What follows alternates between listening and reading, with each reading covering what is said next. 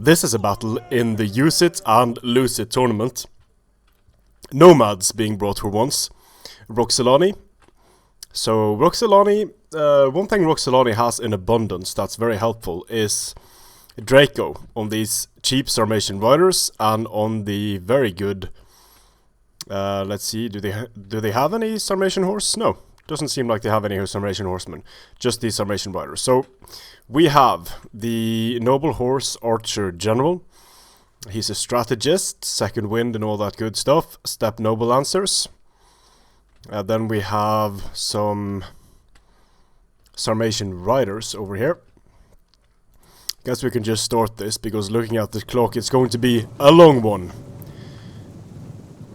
Well, the Sarmatian riders can't really do much against anything other than skirmishers, but the main reason for bringing them is the Draco. Removing bonus versus Cav, and I only see 1, 2, 3, 4, 5, 6 horse archers. They are armored horse archers. Only one mercenary Amazonian rider. That's interesting. Maybe the idea here is to have sort of dual purpose armored horse archers that can fight a bit in melee as well, because they have good melee attack, they have good weapon damage. They are medium, so they will do impact damage. Now for Nervii, we have, I'm guessing we have 4 Levy Freemen, given an experience chevron. Celtic Slingers, Spear Brothers, counter cavalry tactics. Oathsorn, let's see, we have 4 Oathsorn. Making sort of a loosely spaced box here. I don't see too many Celtic Slingers. I see 1 Celtic Slinger there and another Celtic Slinger here. One more here. So yeah, a total of 4 Celtic Slingers, the maximum amount that he could bring. Oh, this is going to be a long one, and while the initial positioning happens, I'm just going to fast forward. Obviously, Roxolani wants to surround the crap out of Nervii. And let's see here what these cheeky little Sarmatians do. Yeah, this is, they tried to get at the Celtic Slingers, and they got properly wrecked by precursors. So, going in very early with the cavalry here is the Sarmatian Royal Lancers. Straight into Levy Freeman. But there are so many supporting units here that I don't see how this Sarmatian Royal Lancer isn't just wasted like this. A nice follow-up charge though. Hitting the Levy Freeman in the flank, hitting these mercenary Germanic Scout Riders, sending the Germanic Scout Riders into melee. Probably a bit overkill.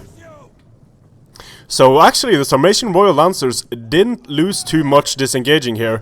This unit didn't lose too much either, but this is an expensive unit. Very expensive unit to use to deal with Levy Freeman like that. Amazing that this Sarmatian rider managed to get out of there. Draco wasn't used. That's a problem. Draco wasn't used, which meant that these Levy Freemen got their bonuses versus large.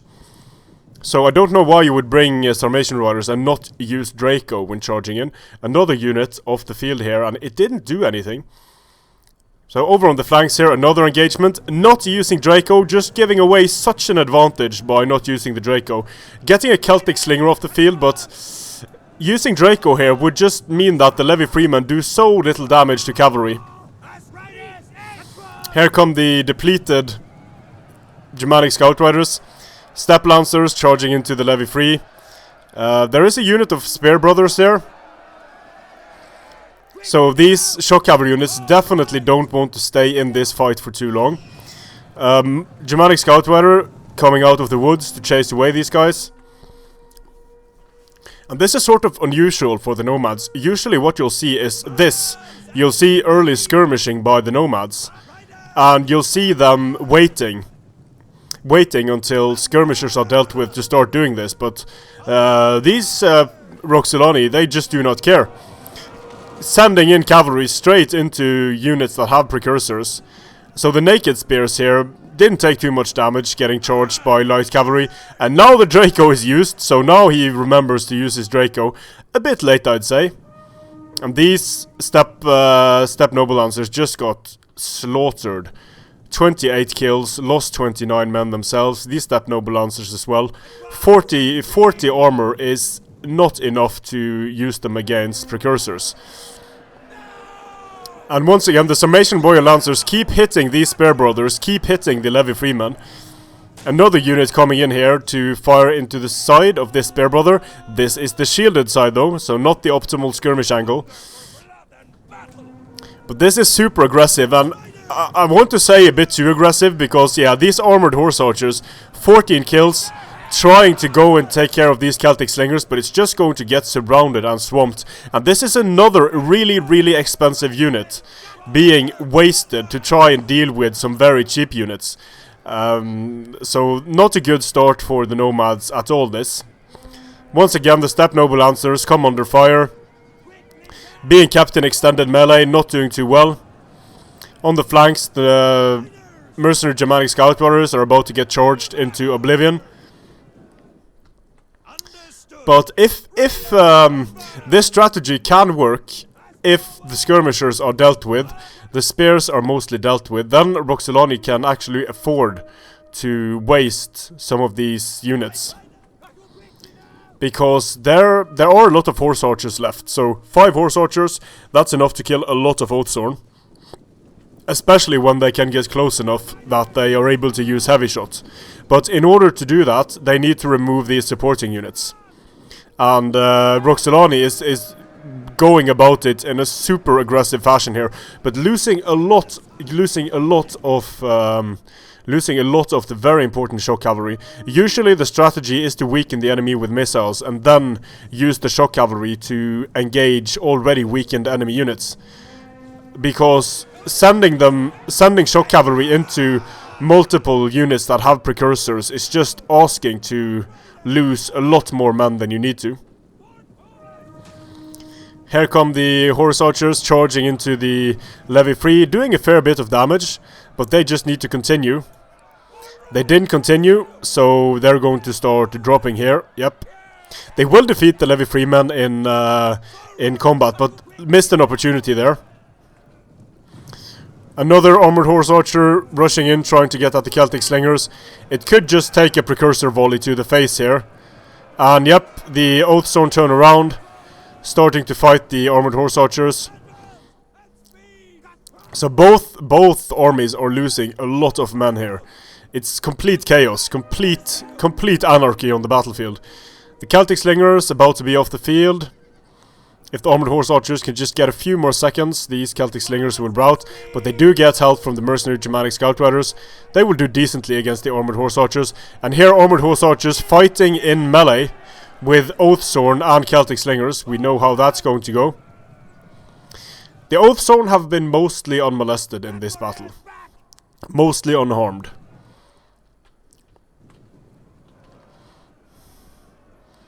Some of these Royal Lancers, they have nice kills, but all of these kills are on very cheap units. So light melee cavalry charging into Oathsworn, not really going to do much. This is going to do something, but once formations start becoming split up like this, it's hard to get proper charges off. And once again, the missiles just wreck the Step Noble Lancers. But the Noble Horse Archers here chasing away the Celtic Slingers, and they're going to be able to get them off the field fairly soon. The Royal Lancers need to turn around and charge this unit, but they are going to get hit by javelins while they do that. So the Celtic Slingers mostly off the field, the supporting units for the Oathsworn mostly off the field. Now we have these isolated Oathsworn. Let's just take quick inventory. It looks like almost all of the Sarmatian shock cavalry is off the field. We have a depleted unit over here. We have one full strength unit over here. And then we have the horse archers, Amazonians, armored horse archers, using heavy shot now, so they're going to be doing a fair bit of damage. And going into shield wall are the Oathsworn, and shield wall in this particular scenario is less effective than just spreading your men out, because I keep saying this, but since they aim for the center of the unit, this just puts more men in the center of the unit and makes the unit easier to hit. But Roxolani is actually doing Nervii a favor here, because they are firing from downhill and they're firing into the front instead of surrounding and firing into the flanks, the unshielded side, and into the back. So they would, in order to be as effective as they can be, they need to move up here and fire down on the Oathsworn. That's incredibly important. Germanic Scout Riders sacrificing themselves to get in and stop these guys. So if the Oathsworn have precursors, it seems like they do not have precursors left.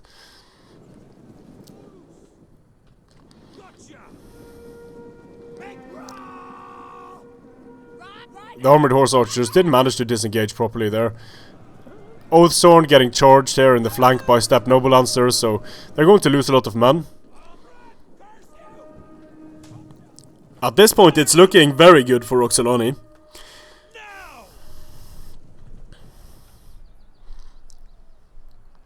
But we have 9 minutes left.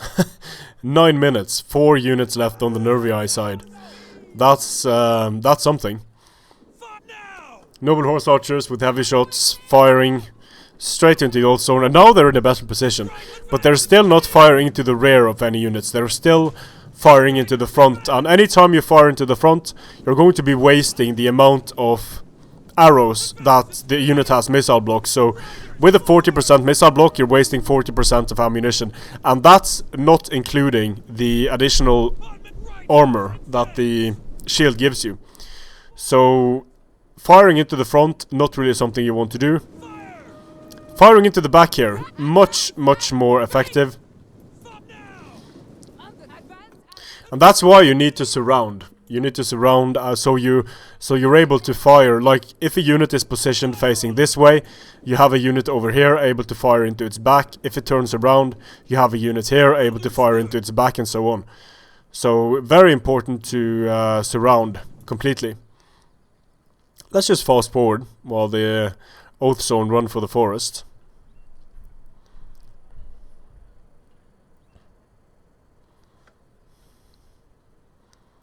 Taking a few shots here. I mean, going into the forest is going to help them a bit, but they're also going to be more concentrated. It's going to be easier to hit them. Here they get hit by a shock cav charge. Headhunt being used. A bit premature, that headhunt, I think. Still counter cavalry tactics on this Spear Brother. The Noble Horse Archers are not firing. Let's see if they're out of ammunition. No, they still have their bows, so they have ammunition. Let's see if these guys have ammunition. They still have their bows. I don't know how much ammunition they have. They have quite a few kills, but they've also fought in melee, so hard to say. And the Oathsworn are taking heavy shot fire, and they drop relatively quickly to that. If I was going to give the advantage to either side, it's this is Roxolani's game. At this point, it's been for 5 minutes.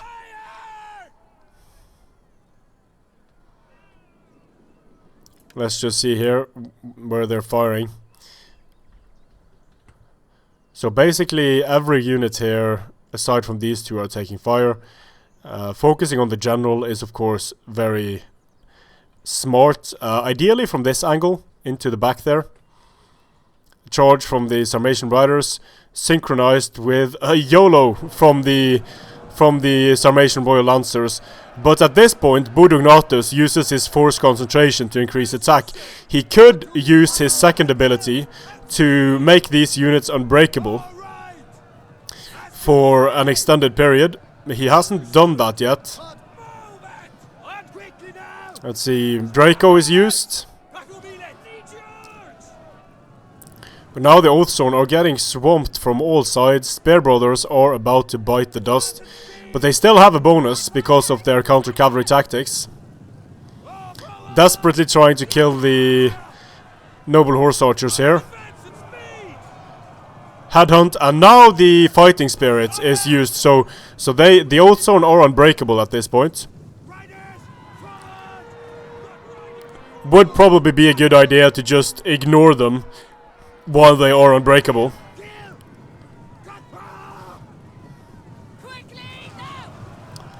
Getting smashed on the charge there by Sarmatian Royals. Using Headhunt.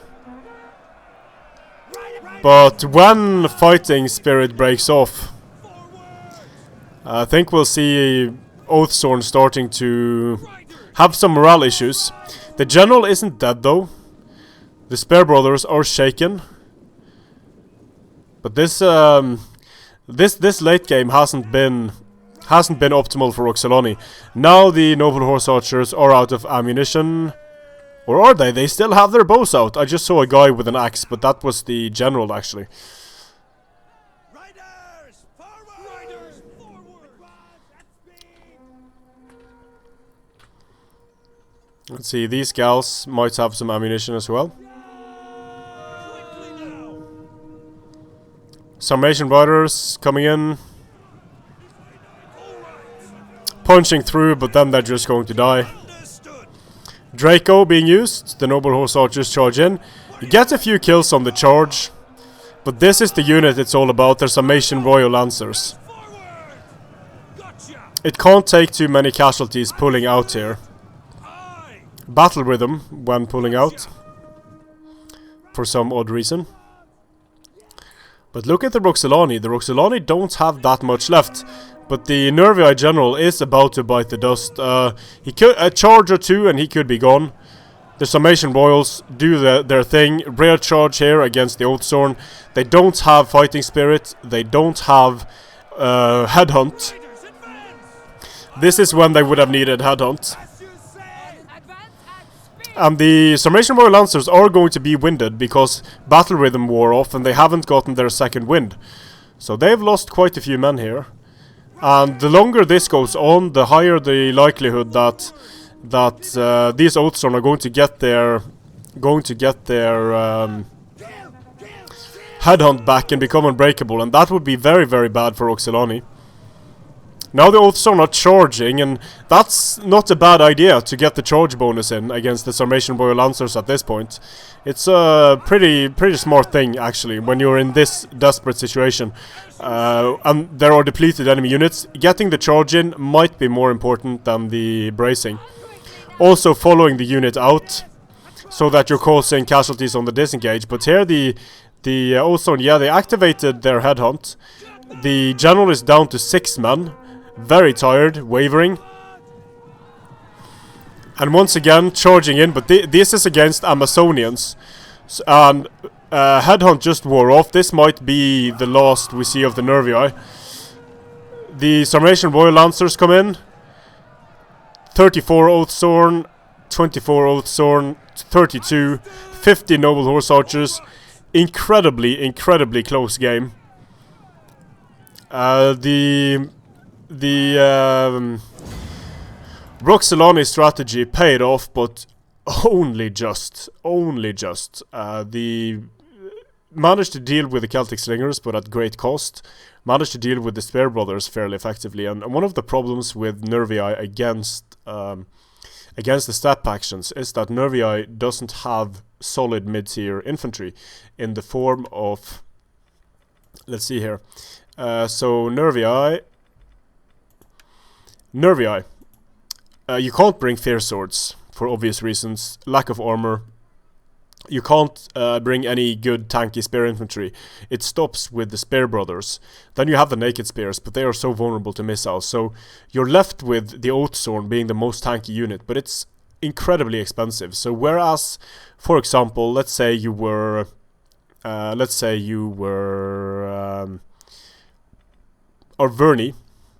then you could have your Spear Noble General. You could bring a few Chosen Spears. Let's just put the funds back on large, so it's a bit less weird and not have large armies.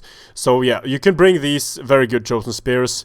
You can bring Spear Warriors in addition to that, so you'll have units with a lot of armor, cavalry counter tactics, and you can bring your solid mid-tier sword options as well. If you don't want to have the solid swords, well, then you can just bring Then you can just bring Levy Freeman, for example, 4 Levy Freeman, and then you have quite the funds left. You have precursors on all of your units, and you have some funds left if you want cavalry or skirmishers, and that's much harder to beat down for the Roxolani than the Nervii. They're just more fragile. So insanely close game, but in the end, the very aggressive YOLO paid off for the Roxolani. Strength and honor.